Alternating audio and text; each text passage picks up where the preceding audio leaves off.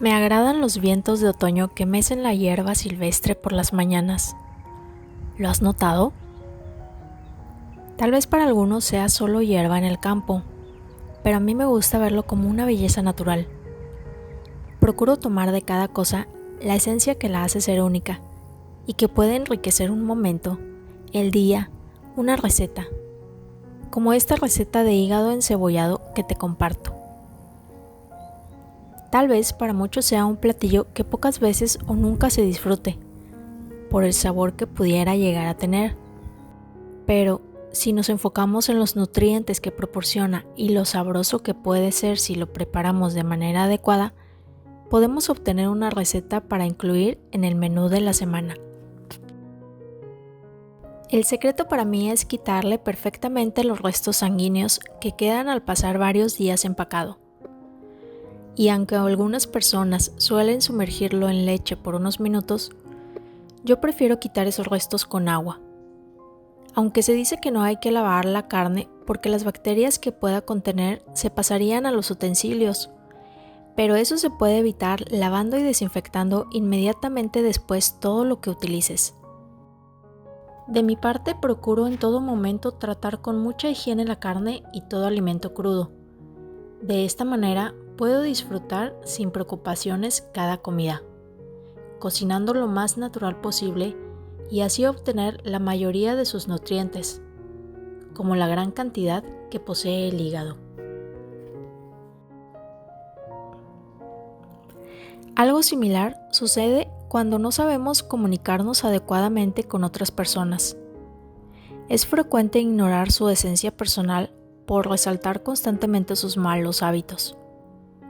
En el tema anterior te compartía que es mucho mejor si al hablar de desacuerdos con otros nos enfocamos acerca de actitudes o malos hábitos, no de su persona.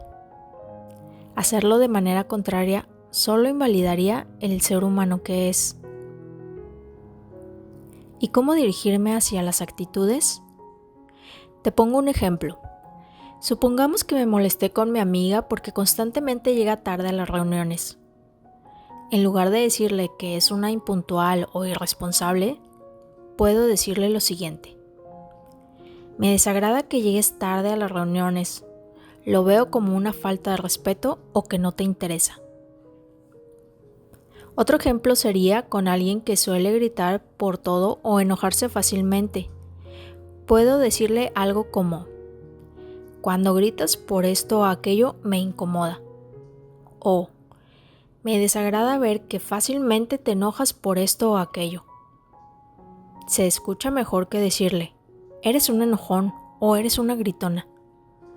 De esta manera estoy enfocándome en las actitudes de la persona.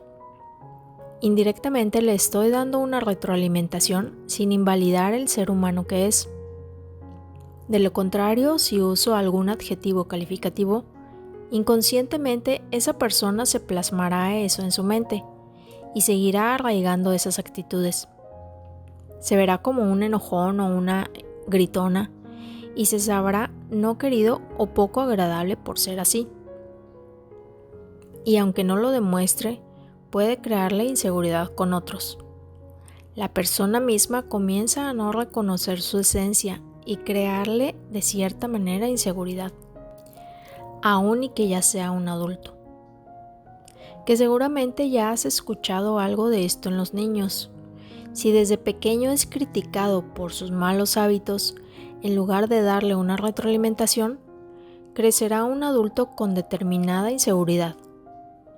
Pero si me dirijo a él o ella sobre sus actitudes como una retroalimentación, sin duda hará lo posible para cambiar esas formas de ser. Por ejemplo, cuando en la cocina te dicen, la siguiente ponle un poco más de sal y pimienta para que tenga mejor sabor. De esa manera sabes que lo hiciste bien, solo requieres seguir practicando para mejorar. Pero, ¿cómo te sentirías si te dicen, está bien desabrida la comida que hiciste?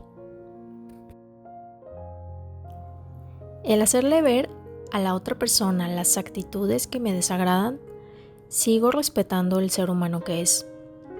e incluso estoy contribuyendo a que modifique o erradique esas actitudes para mejorar su relación con los otros, incluso conmigo.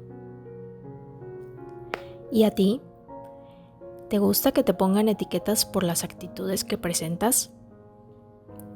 ¿Cómo te gustaría que te hicieran ver aquellos malos hábitos para aceptar cambiar? A mí me gusta agregarle un poco de limón al hígado y acompañarlo con verduras o un poco de frijolitos. Es una receta deliciosa que ahora disfruto mucho.